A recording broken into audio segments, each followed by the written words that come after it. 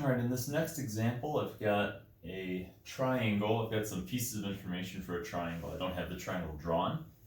This is how a lot of the problems will be displayed to you, where you won't necessarily see the triangle, but you're just going to be given some pieces of information, angles or side lengths, and you've got to put it all together and find the missing pieces. Okay, so here I've got a triangle. We'll call it triangle ABC. That's pretty typical for what we're going to do. And I've got two angles given, angle A and angle C, and a third piece of information, one of the sides, side C. And so from there, I want to be able to find the missing angle, which is B, and the two missing sides, which are A and B. Okay. Now I don't know exactly what this triangle is going to look like. But based upon these two angles, I could sketch out a rough idea. Let's put angle A in, about a 30-40 degree angle, somewhere in there. Okay, something like this. I don't know, it could be a little bigger, a little smaller, but something like this. We'll call that angle A. Angle C I'll put over here on the right, and it's got to be a 122 degree angle, so it's bigger than 90, but not quite as big as 180. Not nearly as big as 180. And so it's going to be greater than a right angle, so something like this maybe. All right. And then given those two angles, I guess I can just fill in the rest of the triangle here. So let's draw this out and extend this one out till they meet. And of course now I'm trying to make them meet, so I didn't draw that very straight.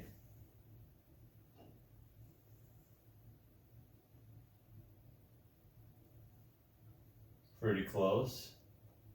Good enough. Okay, so here's our 38 degrees 40-minute angle, and here's our 122 degrees 15-minute angle. And then up here we'll put angle B, right? And then side C is opposite angle C. So little c here is 16.8 feet. And then we don't know what side A and side B are, okay? So that gives us it kind of gives us a diagram with all the missing information there. All right, so let's go with the missing angle B. I think the angles are often the easiest to find because we know that the angle sum formula tells us if we add them all together, we should get 180 degrees. So all I have to do is subtract these two off of 180, and I'll get my missing angle. Or I could add them together and then subtract that off of 180, either way. In fact, I think that's how I'm going to go ahead and approach this one. Angle B is here, angle A, so 38 degrees 40 minutes, plus B, plus C is 122 degrees 15 minutes, equals 180. Well, if I add these two together, 40 and 15 gives me 55 minutes. 38 and 122 is 160, right? So that's 160 degrees 55 minutes plus B equals 180. And if I subtract this off, then B is equal to 180 degrees, 0 minutes, minus 160 degrees, 55 minutes, okay? I'm going to need to do a little borrowing here. So 180 degrees, 0 minutes is the same as 179 degrees, 60 minutes. I'm going to take one of the degrees and turn it into 60 minutes. And then I can subtract off my 160 degrees, 55 minutes. And that's going to give us, 5 minutes and 19 degrees. So I get 19 degrees, 5 minutes for the angle B, okay? So that's gonna be my first answer, right there. B equals 19 degrees, 5 minutes. All right, so now I need to find my two missing sides. We'll start with angle A, or side A.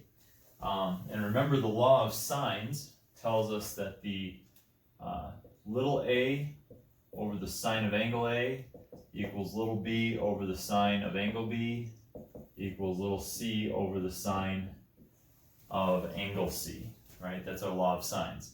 And remember, in order to use the law of sines, you must have one of the ratios completely filled in. So you have to know one of the two combinations of side A angle A, or side B side B angle B, or side C angle C. Okay, you have to know a combination. In our case, we have side C angle C. All right, so I can use that ratio. I can pull that one in order to find the other two. All right, so I'm going to take, let's see, we'll set it up as side C over the sine of angle C equals, let's do A first. So little a, side A, over the sine of angle A. Now I just fill in the missing, or fill in the pieces I know to find the missing one. So side C is 16.8 feet. Angle C is 122 degrees 15 minutes. Side A is unknown. And angle A is 38 degrees 40 minutes. Okay? To solve this, all I really need to do is multiply both sides by this denominator. Right? So I'm going to multiply both sides by the sine of 38 degrees 40 minutes. And do the same on the left. Sine 38 degrees 40 minutes. Oop, that's a degree. Minutes. Okay? And type it in the calculator, right? These two factors cancel off.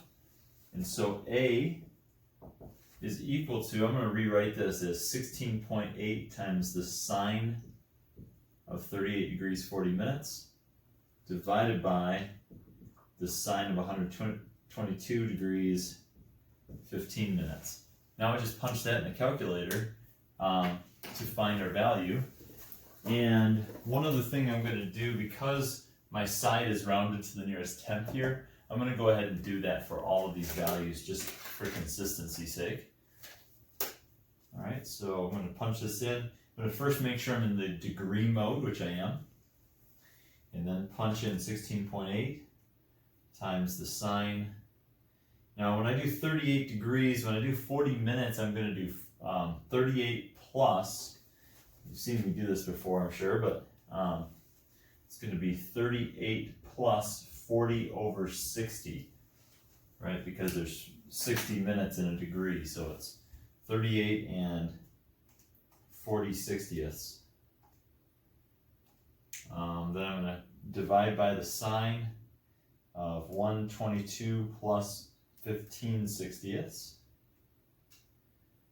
And that gives me 12.4 when I approximate it.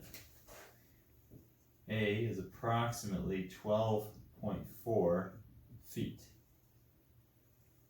Okay, it's 12.411 roughly. All right, so that's my side A. It's going to be slightly less than side C, which kind of makes sense because angle C is the largest angle. And now let's figure out what side B is going to be. Again, we're going to start with the same ratio, except instead of the A's, we're going to use the B's. So I'm going to take C over sine of angle C equals B over sine of angle B. Then I fill in my details, so 16.8 over sine of 122 degrees 15 minutes equals B over the sine of 19 degrees 5 minutes. All right. Again, we're going to multiply. It's very similar to what we did to find side A. Multiply both sides by that sine. Get rid of this. So multiply by the sine of 19 degrees 5 minutes. And multiply here by the sine of 19 degrees 5 minutes. Just like before, two factors cancel on the right. B is equal to the sine, let's write it this way, 16.8 times the sine of 19 degrees 5 minutes over the sine of 122 degrees 15 minutes when I punch this in my calculator, I'm going to be able to take a little shortcut because this expression is almost exactly the same as this one, except for the one angle change from 38 degree 40 minute to 90 degree 5 minutes. So I'm just going to make that change right there. I'm going to copy my previous entry and just change the angle there to a 19 and 5/60.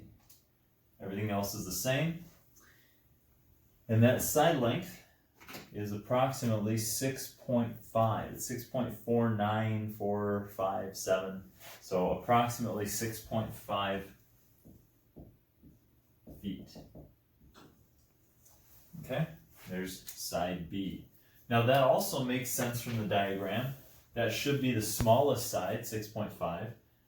It looks to be, pretty close to half of the side A, which it is numerically as well, and is significantly less than side C. Maybe, not quite a third of that side. So that would make sense from the diagram. It also makes sense when you compare the order of the angles, the size of the angles. From greatest to smallest, it goes C, A, then B. And also when you look at the size of the sides, in order they would go, where is it? C, A, and B. So relative to each other, they're all in the same order, right? So angle C is greater than angle B.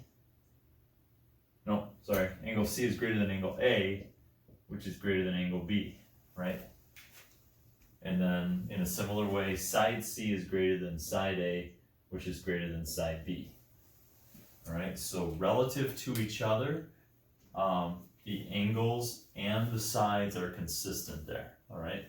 And that should always be the case when dealing with these triangles.